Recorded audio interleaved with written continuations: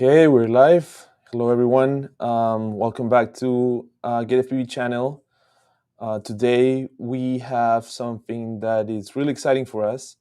We have a guest, which I think that I don't need to even introduce, but it's basically the creator of this frame, which is very popular right now. This whole kit, this whole frame, we put together with him. So, welcome, Joshua Bardwell. Thank you for being here with us today to talk about a couple things that are really exciting for us. I guess really exciting for you as well. And then welcome everyone again. How are you, Joshua? I'm doing good. Thank you, Santiago. Yeah, I'm really excited to have this frame finally out there to show people. We've been working Yeah, on it for yeah. a long time. It's been a while. It's been a while. I'm sure that we took our time, right? We wanted Hmm. to do things as we both Lumineer and you wanted in terms of quality and then features and a lot of things that we went through back and forth. So yeah, thank you for being here and having some of your time to talk about the frame, the kits that I feel that people are really enjoying right now. Yeah, it's been great. We released the beginner build kit, and I immediately started seeing people posting pictures of their builds and asking questions about little issues they were having, and it was just so exciting to know that people were out there building, in a lot of cases, their first FPV drone using our kit and my tutorial. Exactly, Yeah, exactly. I think that it's really helpful for people that are beginning to have a lot of information, right? And yeah. that's why this kit is really intuitive for people in having a lot of information on the channel, have a lot of videos that helps people being able to build and have a really satisfactory like experience Yeah. behind the drone. Yeah, for sure. That's the goal is for people who have no background or very little background in FPV to be able to basically have their hand held as much as possible without actually physically being there. And get them over that learning curve and get them to successful first flight. Uh, there was one guy who said, I built it, I flew it, I lost video. I guess I don't know. He had a problem with his video transmitter, or maybe he didn't turn his power up or something. I lost Okay. video, and then it crashed in the trees, and I lost it. So Oh man. you got to your first flight though. Right. So I that's mean a win. that's part of FPV, right? You It always is. It crash. is. That's why it's also really important to have like this information and walkthrough because you're gonna need to go back again, right? Every time you fly, you crash, you need to go back at it and then know how to fix it. I think that's within Yeah. the FPV, the FPV yeah, what I don't know, Yeah. adventure, right? Yeah, it is. I mean, you're always going to break things. It sucks when you lose your first quad on your first flight. That's pretty extreme. So I gave him some tips about what he could have done differently and thought to myself, gosh, should there be more videos in the series, with more? Because, I mean, the goal of the series is to get you to your first flight, but there's always more to learn. Like, for example, if you lose video, you should disarm. You shouldn't, like, try to fly it, keep flying it. Hmm. Or maybe you shouldn't fly it your first flight somewhere where you could lose it in the woods, you know? Right. So I'm always thinking about what else we could put on there to be more helpful. But yeah, I think it's a great start that if you built your quad, you know how to build it and you hopefully will know how to fix it. Yeah, yeah, for sure, for sure. I agree with you. I also think that it was it took for us like it took our time, right, Hmm. to come up with the new version because we had Joshua Bardwell first version for a Hmm. while, Yeah. couple years, right? Yeah. And I think it has to do with both Joshua and Lumineer thinking about the product like something that would last, Hmm. right? That's Hmm. why this version took its time because we designed something that it's going to last for a while, right? Oh That's yeah, I that hope was so. also Yeah. something behind our mind or our thoughts, getting something out to people that they feel that it's going to be reliable for at Hmm. least a couple years, right? Yeah, I hope so. And Ryan's was it? I mean, I think of Ryan as the guy who uh, did the X plate. I don't know. I know you Yes. guys worked together on the design of the frame. Um, Is he the one who pretty much drove the X Plate, or was that more collaborative? Exactly. So the way it works over here, it's I'm in charge of the projects, like developing the projects, and then Ryan is one of our designers for the Hmm. frames. So Yeah. he works with us constantly. Hmm. He's really well known into the community, Hmm. and yeah, we came up with a solution. Actually, I'm going to show it right now. Let me do it here. Oh, nice. Yeah.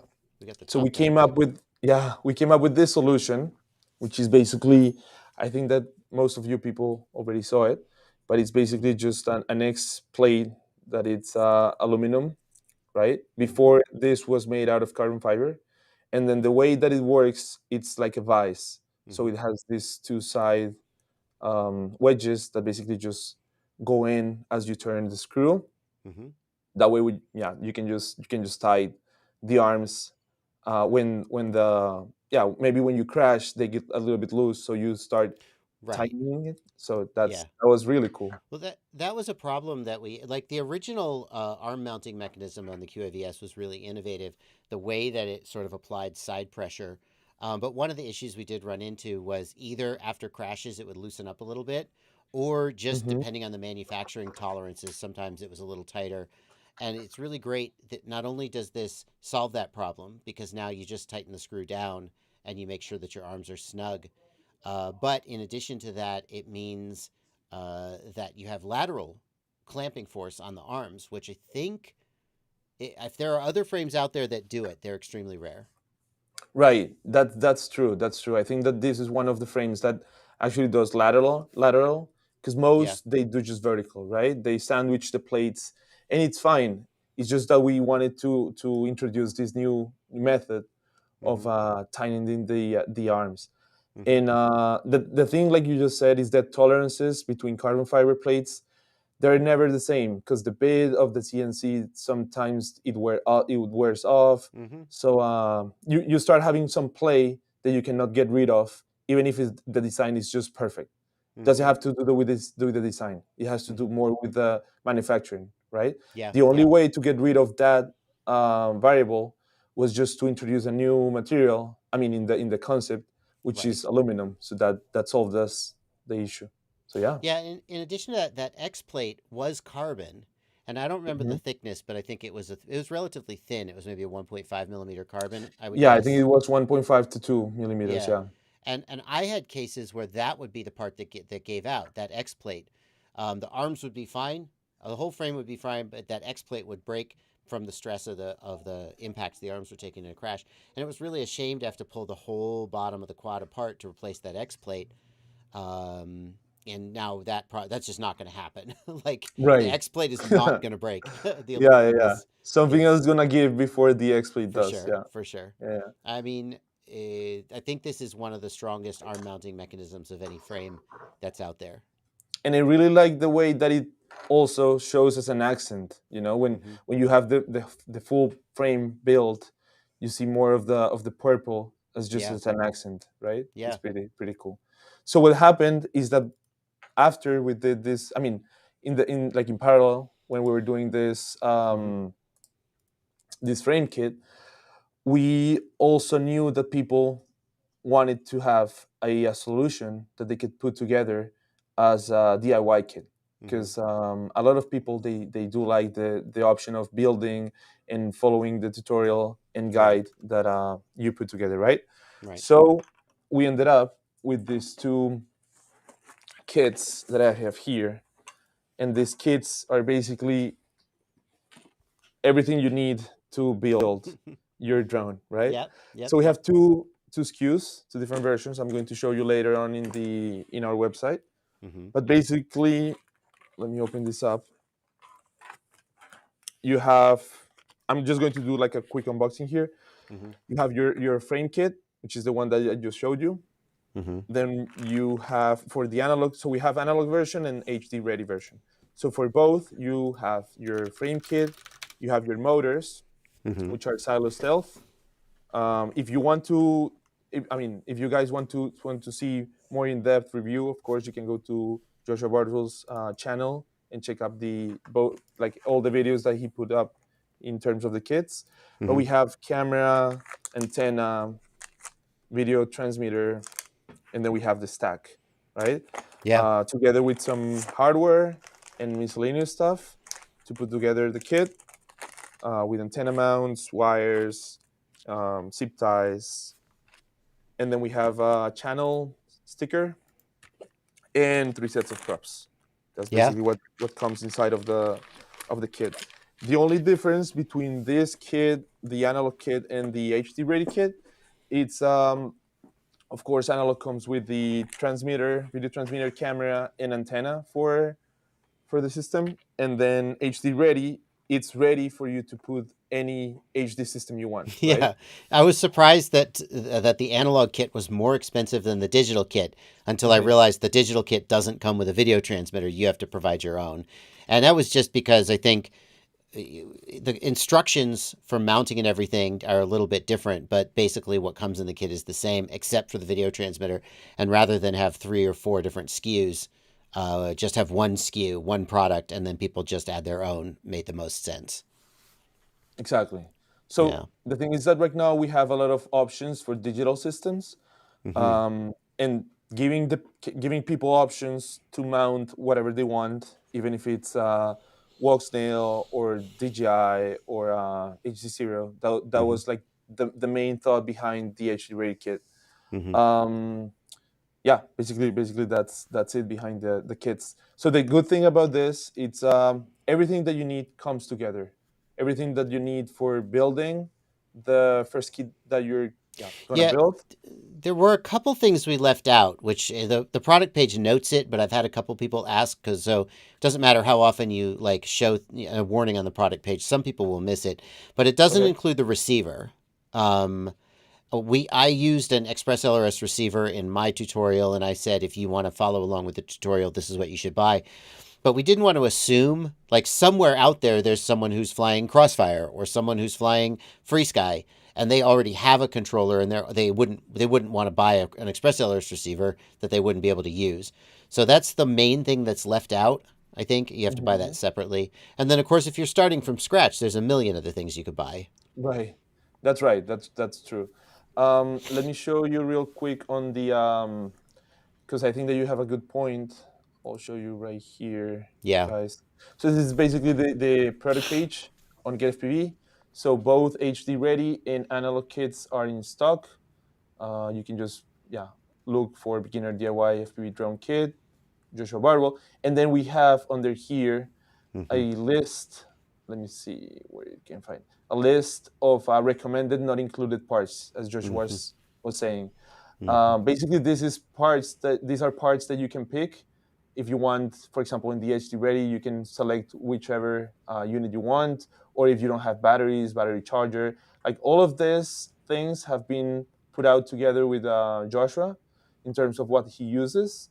Um, Everything, like for example radio receiver, as he was just pointing out, we do have a mount inside of the kit. We just don't have the receiver, right? Hmm. So these type of things are here under the recommended parts, so you Hmm. guys can go and check what we recommend, yeah, for this type of builds.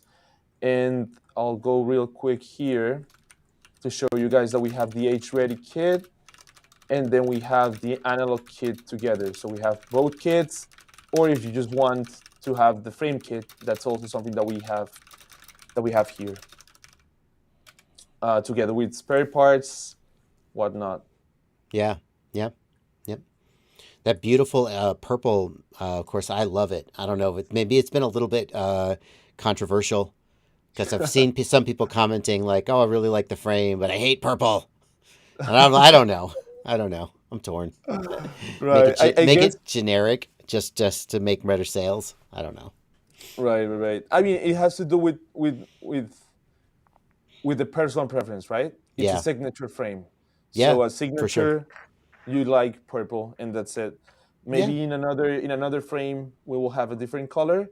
But for now, yeah, I think that makes it different, right? All the Yeah. frames right now are black. Why not having some color to Well. it? Yeah. I like purple.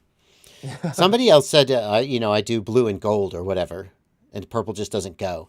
It's not that they were opposed Right. to colors; they just wanted a different color. Right. I saw someone online. I think I don't know. I can't remember who was it, but they were talking about like de-anodizing the camera plates. I can't remember, but They were basically talking just about removing the anodization. yeah, yeah, yeah, Mm, yeah, yeah. I mean, more Yeah, I'm power to you, I gonna. guess. So I want to hear from you a little bit of the video series. Like, how do you usually like um, dissect or spread it out, just so Well, people here that haven't like go into it, maybe they can have a better understanding on how to right. follow this. Well, I mean, I try to approach the video series in the order that I would do things. I'm always trying to think of, if you need to know A in order to do B, make sure you present A first. So, like, try to present the information in the order that you're going to need it. And try not to, like, it gets really confusing when people, like, skip ahead and skip back. And that's one of the things that I think makes it harder to follow some people's tutorials. So, we just start by assembling the frame, and then, you put the motors on, you put the ESC, and as you're going, you're thinking about, what information do they need to know in order to do this successfully. I'm always trying to think about what is the minimum amount of information you need to be able to succeed, because there's so much information that you could teach somebody, and it's oftentimes overwhelming. So sometimes there's a place to go a little bit into a deeper dive, but for a series like this, the minimum amount of information you need to succeed is still a lot of information. And so for this series, I try to keep it, as focused as possible. Um, Right. and then just present things in the order, just think about the order that you do things when you build a quad and present them one at a time, in that order. That's right. I just wait a sec. I want to show you something. I Hmm. just remember this meme that I saw a couple years ago. Let me see if I can. It's basically this, right? Mm-hmm. Like Mm-hmm. the thing is that there's so much information in Mm-hmm. FPV that you just not. Yeah. It's not just FPV, right? It's Right. everything. So Right. I get it. I get it when you say there's a lot of information, and Yeah. then going behind like the most important things and spreading it into different chapters so people can go back or Yeah. forth. If they miss something, they can just always go back Right. and check what they missed. I think that's the best way to get beginner people or yeah beginners into the good route, right? Yeah. Because Yeah. FPV has a lot of different routes. You can buy I don't know a BNF or a ready to Yeah. fly drone right away, but it to me personally it takes away also the fun of being able to put your like your yeah your signature into it, right? Yeah. It's part of in my head it's part of the process. I started like a while back, and then the first video I started with was an old Roto Riot video, um, and then I'll just keep going back to it every time I crashed, because every time you crash you cannot just send this to the manufacturer again if it's No. an RTF and be like, Yeah. hey, I broke my drone, can you fix it for Right. me? That's um, the thing. There's no DJI Fly for FPV drones. right. If you fly, you're going to crash. That's a fact. And when you crash, things are going to break. And like I've met a very very few people who have enough money that when they crash, they just buy another quad. And it's a shame because they have like 10 broken quads, and all that's wrong is maybe it needs a new motor or something. Mhm. But most people just can't afford to do that. If they're going to be in the hobby, they're going to have to be able to repair and going to have to be able to build. And the best way to learn that is to just start building your own. There are people who prefer to start with a bind and fly, and just get straight in the air, and that's cool. But I think the minute you buy that bind and fly, you should also start building, start saving up for your build, because it is going to crash, and you're going to need to get on that road sooner or later. Right. Right. I agree with you. Totally, totally agree. So one of the things that we wanted to do right with this frame and of course this kit is that we wanted to have it as an affordable option, right? Lumineer is well known for quality, but we also wanted to get behind someone who's starting, Hmm. right? If someone Hmm. who's starting, maybe like Joshua said, you need to buy a lot of things, Hmm. and then it's pile up, and Yeah, your for sure. card starts to get yeah, more expensive and expensive. And the idea was to behind this V2 frame was to give more options and like different new features, but Hmm. trying to keep the price as affordable as possible, right? Yeah, it's tough Because in this day and age. I mean, you'd always like it to be cheaper and more affordable, but everything is more expensive now. And despite what some people think, it's not just because manufacturers are greedy. Like, without getting too much into the sort of behind the scenes of it, everything's more expensive, both at the consumer level and at the retail level and at the manufacturing level. And so just the prices of things go up. Um, so, that's right. That's why behind the products we try to keep as affordable as possible. So you will find that the analog kit with everything you need except like Joshua just pointed out, the receiver, it's 339.99, and then the HD ready, which is just missing the air unit, whichever air unit you pick, it's 299.99. So mm-hmm. that was the idea behind it, together with the frame kit, which is Mm-hmm. 79.99. And yeah, basically, like I was saying, the idea is that to get into the position of someone who's just starting, right? Yeah. To have something that is good quality, reliable, as well as decent price for someone who just wants to start. Yeah. I mean, I like to say that it's not the cheapest thing you could possibly build. Like the absolute cheapest, cutting all the corners quad you could possibly build, you could get the price down, but you're gonna make a lot of concessions there. And what you've got here is not the cheapest quad you could possibly build, but something that's pretty solid. And of course, the value hopefully is not just in the kit, but also in the tutorial. As the guy who like made the tutorial, I have to say that, right? Um, yeah. That's right. I would like to maybe go behind these questions. We have a live chat over here. I've seen Hmm. you guys talking and commenting over here. Have Yeah, you and all? actually, a lot of those questions are coming. I'm simulcasting this on my channel, so if anybody watching my Oh, channel great. is like, "What is this?" This is a simulcast of a Lumineer live stream on their channel. So head on over to GetFPV's YouTube channel and subscribe over there as well. But a lot of the comments are coming in, I think, from my chat, so that's Great. fun. You wanna read some? Sure, why don't you pick them? You pick them, I'll Okay. answer them. Okay. Let me think. Let me see if I have something here. Yeah, shout out to everyone who's joining and commenting. We're gonna see your comments. Uh, let's see.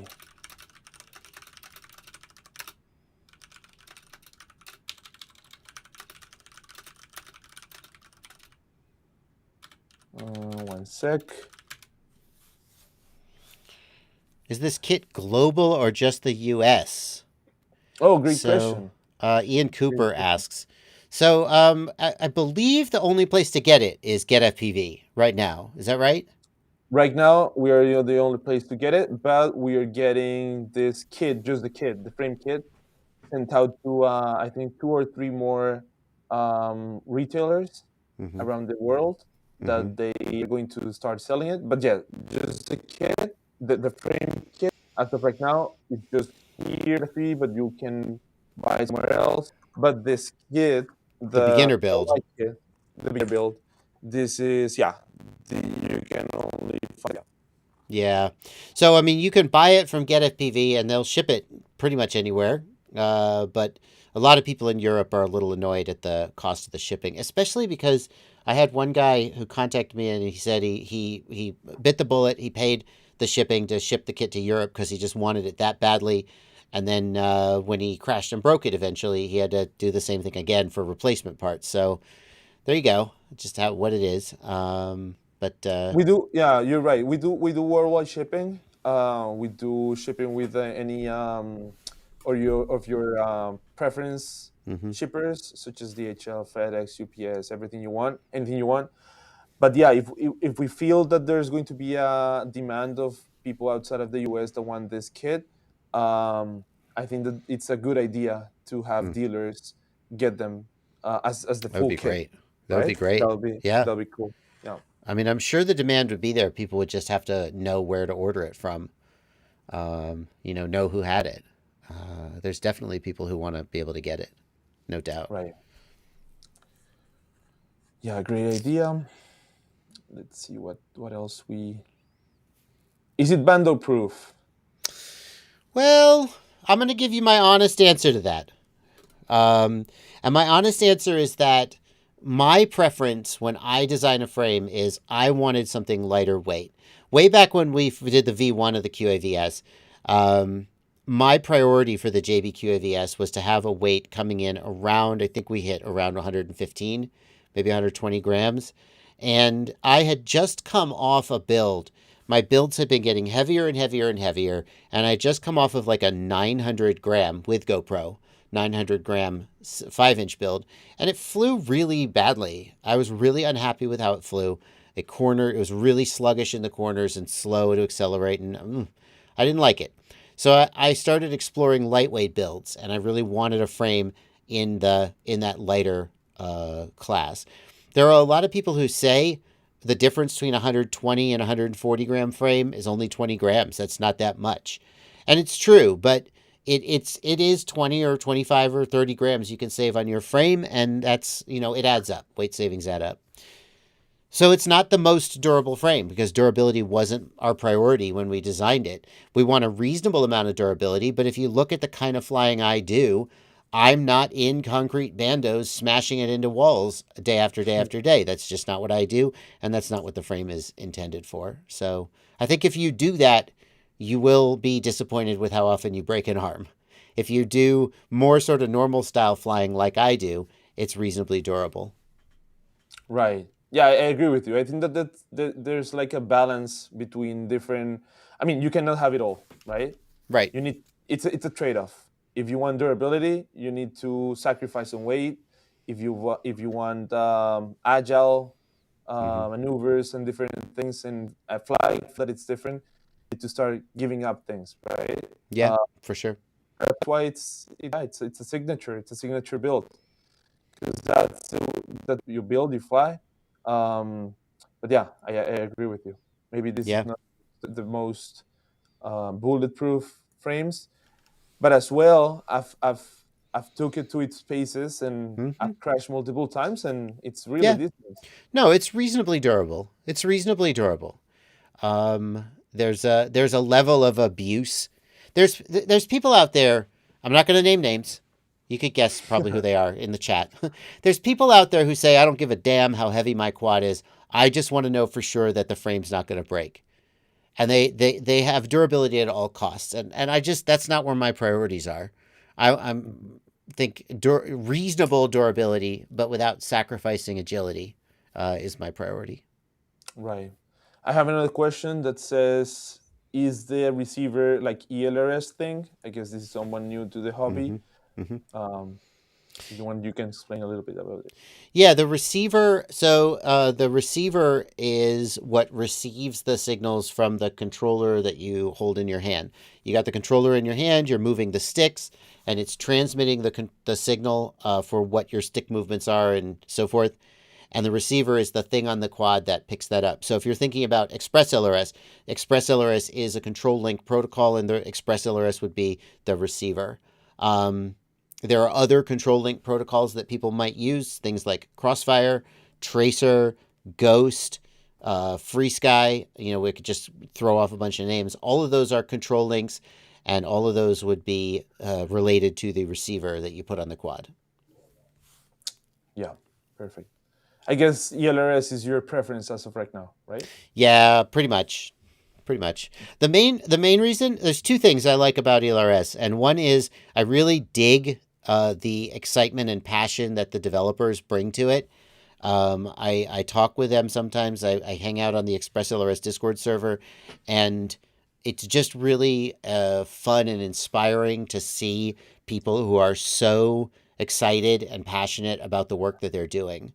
And that's not to say that other people aren't passionate and excited about the work they're doing. They are, but because ExpressLRS is an open source project, you can really see it, and that is interesting to me.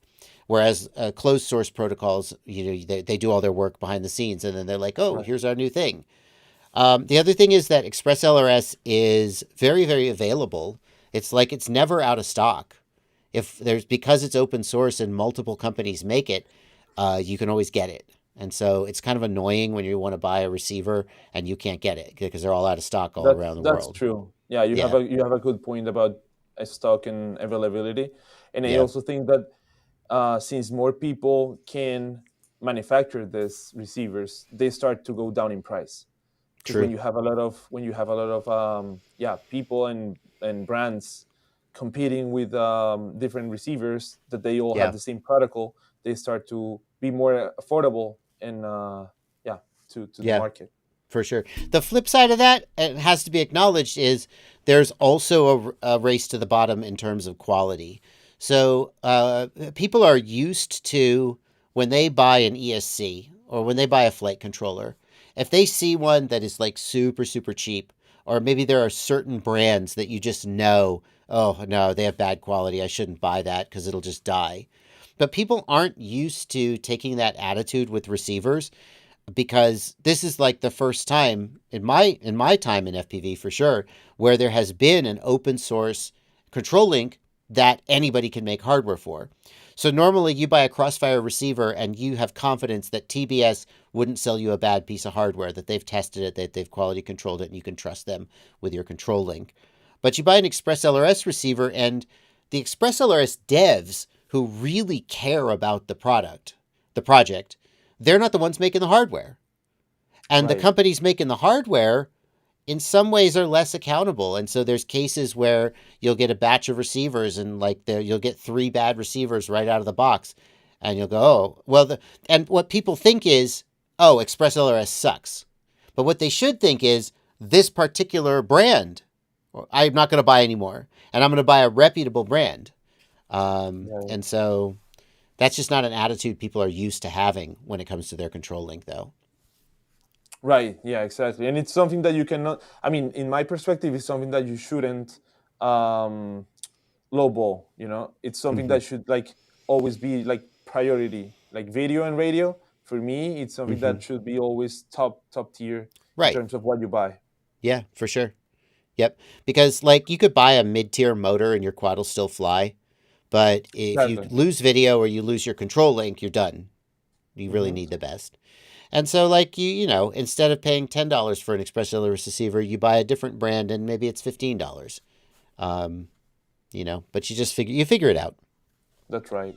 Also, the thing that I felt with FPV since the beginning is that at the beginning you could tell a difference for some products that right now you cannot tell. For example, when motors came out, right? There was a Mm-hmm. huge difference between motors, between qualities, between materials used in motors that you could actually fly feel, and then Mm-hmm. performance wise, you could tell. Yeah. But nowadays, since there's a lot of companies also working on different products such as motors, like the difference that you can feel between those products are usually not as noticeable as it was before, right? Mm-hmm. But I mean, that's with these products, right? Mm-hmm. But for example, with receivers and video transmitters, there's still a huge gap where you can feel a difference between brands and yeah, like you said, like someone manufacturing something, it's way different from another brand. Mm-hmm. Yeah. Yeah. I mean, there's definitely less distinction. I think there's more companies sort of in the middle. Like there's a lot of sort of pretty good motors out there, right? And there are some motors that are really great, and then there's some that are poor. I think that if you go back in time, there was more of a spread, right? And now people have kind of coalesced towards the middle, where most of the stuff that's out there is okay. Like, and some of it's less expensive, some of it's more expensive. Then sometimes there are features that you really want. But I think it's easier than ever to build a quad that flies okay or maybe pretty good compared to years ago when you really had to struggle. Right. I have a question here that says, where does the weight difference come from? The weight difference in frames or I think between. between the V1 and V2 that we were talking before, I think. Yeah, so the V1 frame came in around 115 to 120 grams. The V2 frame is a little heavier. What's the number? Let me 125? see. I have it right here. Uh, Let me check. I think that's the average. Yeah. Yeah, around 125. It depends on what you put on it. Yeah, 120, So, 124 without the G camera mount. yeah, Yeah. it's about 10 Yeah. grams heavier. And like I could tell you that probably a big part of the difference is that there's a metal front end. And even though it's aluminum, which is lightweight, its carbon is still lighter. And of course, we have the metal X plate. The fundamental design of the frame didn't change in terms of like the thickness of the plates or the design of the arms. It is very, very much the same frame, except for those small changes. So I guess, Santiago, that the metal parts are what added most of the weight. I don't know. What do you think? Exactly. Because we kept the same standoffs that we have Mm-hmm. here, so Mm-hmm. everything is the same. The dimensions of the frame are almost identical. The construction of the frame, having a bottom plate sectionated, so front and back, and then the arms are Mm-hmm. exactly the same. Also, well, let me talk about this first. Yeah, basically the weight difference, I would say it's behind the camera plates, Mm-hmm. the X-Log system, and that's pretty much it. But also, what I wanted to point out, it's since the frame it's so similar in terms of dimensions and pattern to the Mm-hmm. V1, all the accessories that Yeah. were made for the V1 are backwards compatible, right? Right. No, don't. The 3D prints are the same. So thank goodness for that. Didn't have to design any new 3D prints. Yeah, and that was Yep. also the idea behind the frame, to have people that already designed everything, and then they like something for the V1 frame to be Mm-hmm. able to use it on the V2, right? Yeah. No point to redesign the wheel, right? Yep. Now there is a design decision we made that turned out to be a little more controversial, I think, than I certainly expected. Which was one of the driving things that made us want to do the V2 was the release of the O3 air unit. The O3 camera is wider than the cameras that we typically use. And he basically couldn't get the O3 in. Could you squeeze it in between the side plates on the V1? Like the V1 was already tight on some cameras. Yeah. The thing is that the V1, so the V1 released when, I don't know if you remember that DJI at some point announced that they were discontinuing the air unit, the first air unit. Mm-hmm. Yep. So they were only going to be Cadex Vista. Right. And Cadex Vista was using 19 millimeter cameras. Right. So most Right. of the frames turned that way into Mm-hmm. 19 millimeter cameras. So the plates in the V1, I'm almost sure they are 19 millimeter camera Yeah. plates. But yeah, in this one, we wanted to keep the same 20 millimeters to be able to fit the Right. O3. Yeah. And the other thing is the O3 is very short camera, so it has to be moved forward in the frame. Otherwise, you see the standoffs. And the front end of the frame was adjusted to suit that camera, but we didn't soft mount the O3, which led to some people. Well, some people didn't like that. I think is That's fair to right. say. That's right. It's also something that I mean, we also think that most of these frames, we think that people weren't going to use actually recording from the O3, because the thing is that since this is like just almost X, a little bit of stretch X, Yeah. you can still Right. see the props in view, right? Right. So that's something that we thought that maybe people wouldn't want, was to record out of the O3, because how the props would be Right. looking to the camera, Yeah. right? And I'm personally so I personally if I record with the O3, like you can still record with the O3, but you'll have props in view. But the hard mounting of the camera means that the image stabilization from the O3 is not going to work on all builds. So on some builds, it'll have issues with the vibration, and that really wasn't an issue for me because, like, when I fly freestyle, I usually will have a GoPro if I really want to do it, and if I don't, either way, I probably am not using stabilization. So, like, my Right. thinking was that this is more of sort of a pure freestyle frame. And so if you I mean if you want to use stabilization for freestyle, no, this is not the frame for you. No. But I think that there's like a misunderstanding of people thinking that the like the like you would need soft mount for the camera.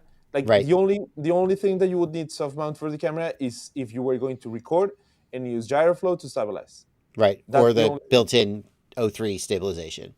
Exactly, or the Yeah. Rocksteady, yeah, or the Yeah. Rocksteady, DJI Rocksteady.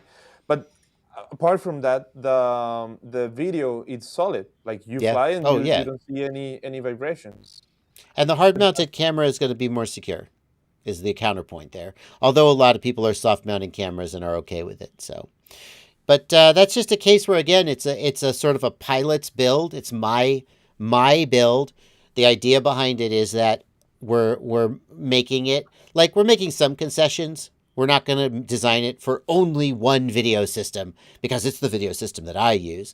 We're going to design it for people to use, but when it comes down to some of these choices, it's just like, well, that's the way I do it. That's the way I want it, and it's my frame, and there you go. Right, that's true.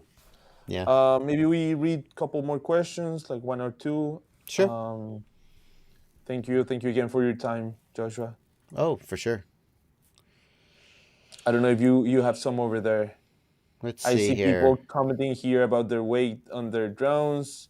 Hmm. Um, If your camera is vibrating and you're getting jello, your frame is vibrating and it sucks by design. Mystery D says, just to be clear, Mystery D, and I'm not sure if you're explicitly talking about the O3, the issue is not jello. The frame has good resonance characteristics. There's no issue with jello. The issue is that if you're trying to do stabilization, you need extremely clean gyro data. Otherwise, the stabilization algorithm gets confused.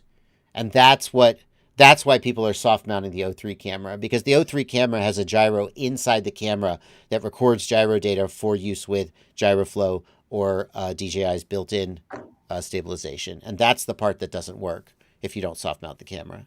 Well, it sometimes works, but it doesn't work reliably. that's right. Let's see. Bobby Bag says GoPro mounts don't fit the same. I can tell you I've reused the same GoPro mount from my V1 on my V2. Yeah, I so assure you. we kept the same. Let me put up this. We kept the same mounting pattern Mm-hmm. in the top plate, Mm-hmm. standoff to standoff. We kept, I mean, yeah, screw to screw. We kept the same distance all around the front of the frame to be Mm-hmm. able to fit that those accessories, right? Mm-hmm. If you don't want to fit them, there's also a solution that we include with the frame kit, which is this GoPro mount. It's an injected molded GoPro mount. I usually use it when I do cinematic flying because Mm-hmm. when I'm doing cinematic, I don't crash usually, Yeah. and this is a really easy way for me to take off or put the GoPro when I'm, Yeah. I don't know, moving around traveling. But if Yeah. you want to have like a fixed angle, you just use a TPU mount, right? Yeah. Yeah. So those are the two different options that you can use. I like this mount because it's really easy and lightweight to use. But then I also like the TPU when I'm going like bando or when I Yeah. go like yeah, freestyle Yeah. its modes that I know that I will I crash. I've put down that style of mount before because I'm doing freestyle, and when I do freestyle, I crash and the angle changes, and it annoys me. But I recently had the opportunity to go to an airport and chase airplanes, just on Oh the wow! landing, just on the landing and takeoff because they were going too fast and too high when they were Right. flying. They would just fly the pattern. But I got to chase them on landing and takeoff, and their takeoff speed is like 60 or 70 miles an hour for this airplane, and the landing speed is something like I don't know, 60, 70, 80 miles an hour. That's the range they were working in. And I brought a 5-inch with a fixed GoPro mount, not thinking Uh about it. huh. And I needed way more up tilt. Like I just did not Oh, have enough up tilt to keep up with the plane. And I what do you wished I usually had fly? 20, 25, 20? 25 or 30 Okay. approximately. Yeah. I think I'm using 25 lately is what I've been using, and it wasn't enough. All you could see was the ground, and I wish that I just had the ability to tilt the up tilt a little bit more, which I could do if I was using that style of mount. So Right. I think that, yeah, it has to do more with like a cinematic option, where you think where yeah when you think that you're not going to crash that much, is more mm. like for adjusting things real quick. people are But what's that? sorry. People are wondering if the holes line up. They think the holes don't line up. If you're saying the holes haven't changed, I think you would know. But let me see if No, no, no. The holes haven't changed. Yeah. I mean we're really sure the holes haven't changed. The TPU mount. Uh, The yeah, yeah. top We, plate, the we whole didn't. top plate is the same, isn't it? Except for the Yeah. GoPro cutout, but that doesn't affect the screw mounting. No, we didn't change the holes. Yeah. Can you use a standoff and TPU FPV camera mount? I see. Yeah, I don't see why you couldn't. So like if you really wanted to use this frame and you really wanted to soft mount, you could replace the front metal pieces with standoffs, right? Could I do that? Or Yeah, is it yeah, is yeah, it yeah. staggered? No, for sure. Let me show you. So they You could they could could like replace those metal pieces with standoffs and use a 3D printed mount. exactly. So you could have like a standoff going here to here. Yeah. Yeah, that's fine because you have a screw on top and a screw on the bottom, so that's easy. I see. I And see. then, Those are the holes they want to know if they line up. oh, okay, The this top and these bottom holes. holes. Oh, okay, okay, okay. Huh. That's a good question. They May did on the I'll need. V1. Yeah, yeah. They did because we were using a standoff. Yeah. It sure looks like I they line don't. up, doesn't it? Yeah, I don't know exactly. They should. I'm pretty sure. I'll need to check my drawings, but yeah, I'm pretty I sure think it. they do. Where's my. Where's this quad? I have too many quads. I can't find it. I can't find it. Is it over here? Yeah, it's over here. I just put remote ID on it.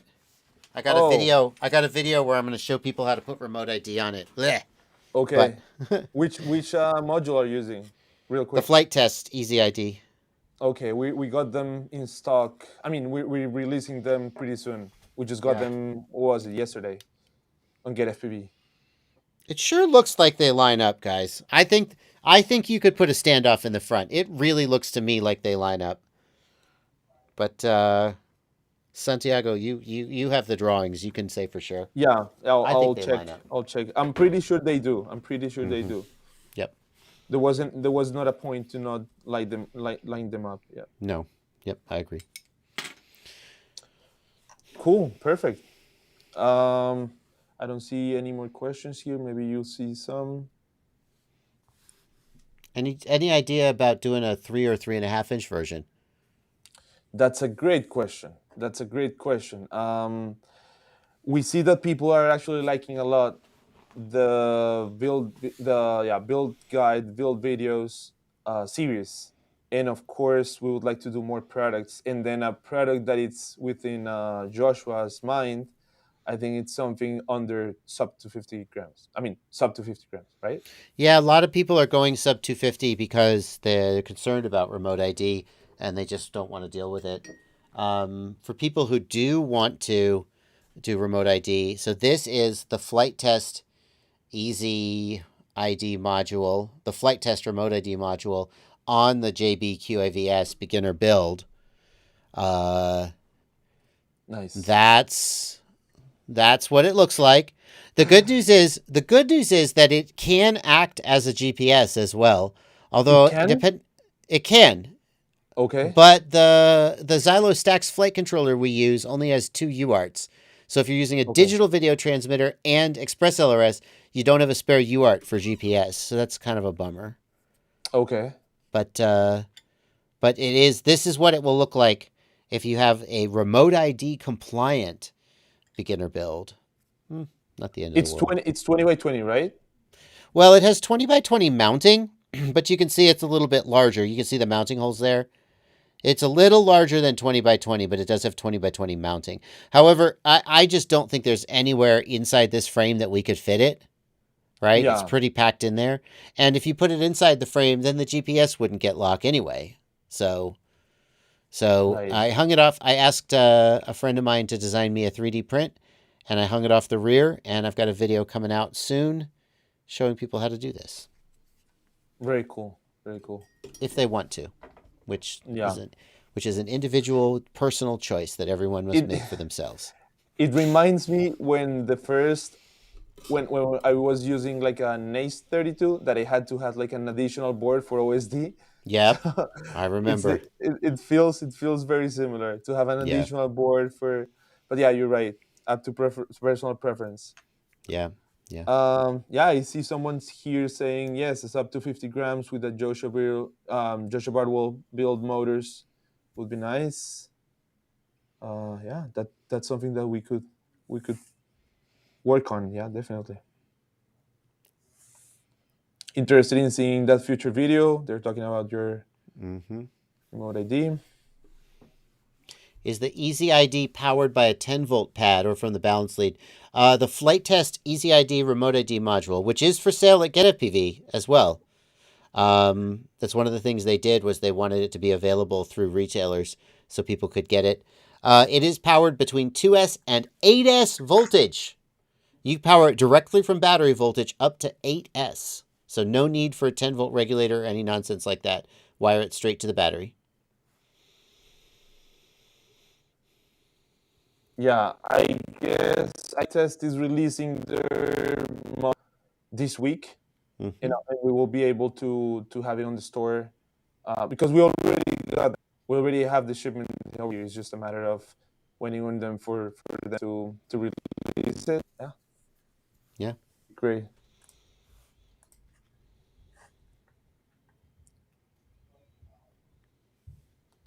perfect, perfect. I think I don't see any more questions. I don't know if you have anything else to say, Joshua. No, I'm good. I'm good. Perfect. Thank you, everyone, for joining again. Thank Thank you you. for your time again, and for being able to talk about this little guy that we spent some time on. Uh, Please go and watch the build series that Joshua put together on his channel, and then all the product links, all the um, recommended parts are in stock in our website. You can check in the videos with the links from Joshua. And then yeah, thank you everyone again for being here and talking to us. I mean, hearing from us a little bit. Yeah. Thank you guys. Thank you guys. See you in the next one. Yeah. Bye bye. Bye, everybody.